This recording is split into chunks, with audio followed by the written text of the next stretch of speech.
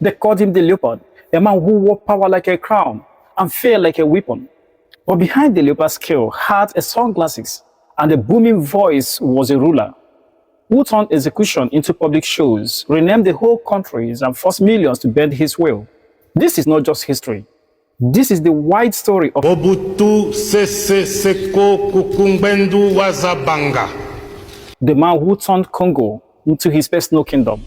Join me as we dive into the real story of Mobutu Sese Seko Kukumbendu Wazabanga, a man whose words can make everything stand still. If you love history, don't forget to share this story.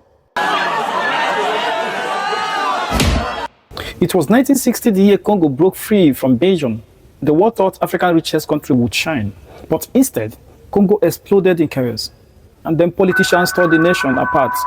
In the middle of this storm stood a white soldier with sharp eyes and cold heart, Mobutu.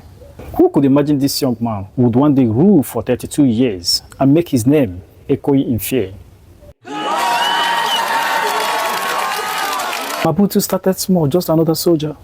But he was different. He was calculating, patient, and always close to power. Soon he became the right-hand man of Congo's first prime minister, Patrick Lumumba. But when Congo's politics turned bloody, Mobutu switched sides. Lumumba was arrested, humiliated, and later executed by firing squad. Mobutu had made his first move, the leopard who tears the blood. The country fell into crisis again, and Mobutu saw his chance. On November 24, 1965, tanks rolled into Kinshasa.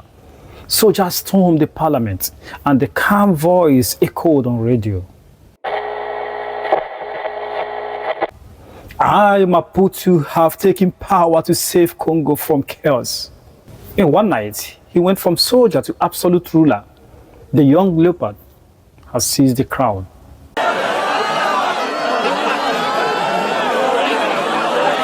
Mobutu ruled not just with laws, but with fear. When he accused men of plotting against him, he staged their execution in front of crowds. People watched as bullets tore into traitors, and Mobutu stood tall, reminding the nation he was in control. It wasn't just punishment, it was theater, a deadly show that said, "Cross me and do it."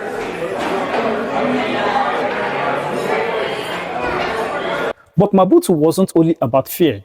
He wanted to erase the shadow of colonialism. In the 1970s, he launched a campaign to give Congo its African pride back. He renamed the country Zaire, forced men to abandon European suits and wear his abacus tunic instead. Even his own name changed to a thunderous title, Mobutu Sese Seko Kukumbendu Wazabanga. He didn't just change name, he tried to change identity itself.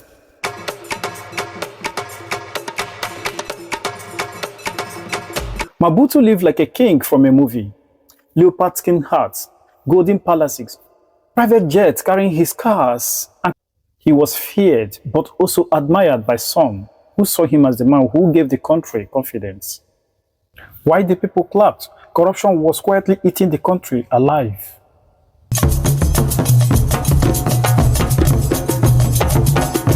For decades, Mobutu's grip on power was unshakable.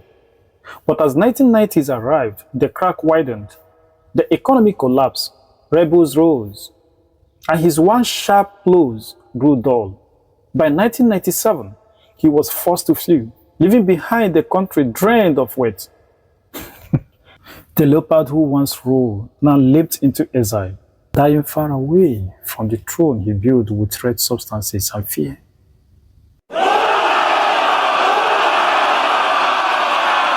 Mobutu's story is both dazzling and dark.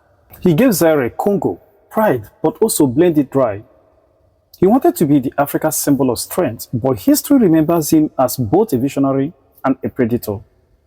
So the question remains, was Mobutu the father of Congo, or the hunter who devoured it?